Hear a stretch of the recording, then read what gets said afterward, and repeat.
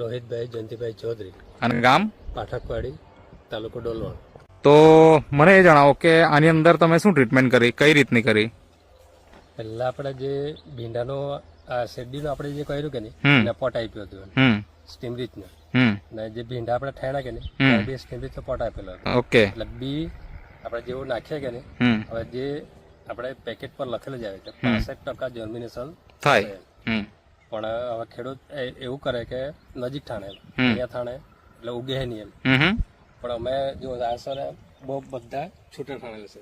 અચ્છા. એક બી ફેલ નથી ગયું એમ. ઓકે, બધા બી ઉગી નીકળ્યા છે. 9% ઉગી જ નીકળેલા.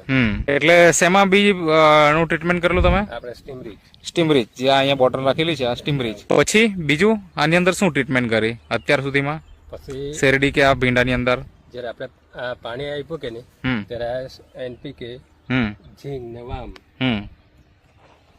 અચ્છા, આ એનપીકે ઝીંક અને વામ એ પાણી આપ્યું, પાણીમાં આપ્યું. આ રીતના તમે મતલબ કેટલી વખત ડ્રિંચિંગ કર્યું હશે? આ માણસ પહેલી જ વાર છે, એક વાર છે ને 2 વાર સ્પ્રે છે. ઓકે. સ્ટીમ રીચ ને બાયોનો. હવે એનાથી તમને શું ફરક દેખાય અત્યારે? અને અત્યારે આ શેરડીના કેટલા દિવસ થયા હશે રોઈપીને? આ મને 56-57 દિવસ થયા. 56-57 દિવસ. તો થોડુંક બતાવો ને શું ફાયદો દેખાય છે? જો સર, આ છે ને આ ફેલ ગયું જ નહીં મળે એમ.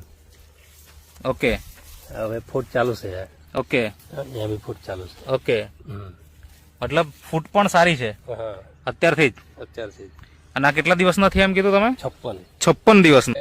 રોપે હે ને અહીંયા ઉગે હે, ત્યાં ઉગે હે ને ત્યાં ઉગે હે. અચ્છા, આમ ગેપ પડે, ગેપ પડી જાય. પણ આપણી ગેપ નથી દેખાતી. અહીંયા ગેપ નહીં દેખાય. એકદમ સળંગ શેરડી છે. તો આ તમે ખેડૂત મિત્રો જોઈ શકો છો. તો એવી રીતના તમે કર્યું. અચ્છા, હવે આપણે ગયા વર્ષે વિડીયો લીધેલો ત્યારે તેમાં તમે શું કીધું, કેટલું ઉત્પાદન આવશે એમ કહેતા હતા? આપણે 10 કહેતા હતા. 10 હતા. 12 ટન થઈ પણ 12 ટન થઈ ગયો, મતલબ 2 ટન વધારે નીકળી આપણા અંદાજા કરતા પણ. 6 ગુંઠામાં. ઓકે. તો ઘણા બધા ખેડૂત મિત્રો આજે ખેતી કરે છે, પણ ઘણી વખત માર્ગદર્શનના અભાવે જેવી થવી જોઈએ એવી ખેતી થતી નથી.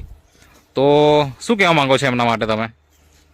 ખેડૂતને સાહેબ એવું લાગે કે આપણે વધારે રાસાયણિક કે વધારે ખાતર નાખો ને તો વધારે ઉત્પાદન મળે, પણ એવું એકચ્યુઅલી બનતું જ નહીં મળે. ઓકે. આપણે જે આ બેક્ટેરિયા છે કે નહીં, એ આપણે ઓલ્ટરનેટ કરો કે નહીં તો પરફેક્ટ મળે આપણને. બરાબર. એકવાર લાખવાનો જ છે પણ ઓછું, ને બીજી વાર આપણે લાખવાનો છે એમ.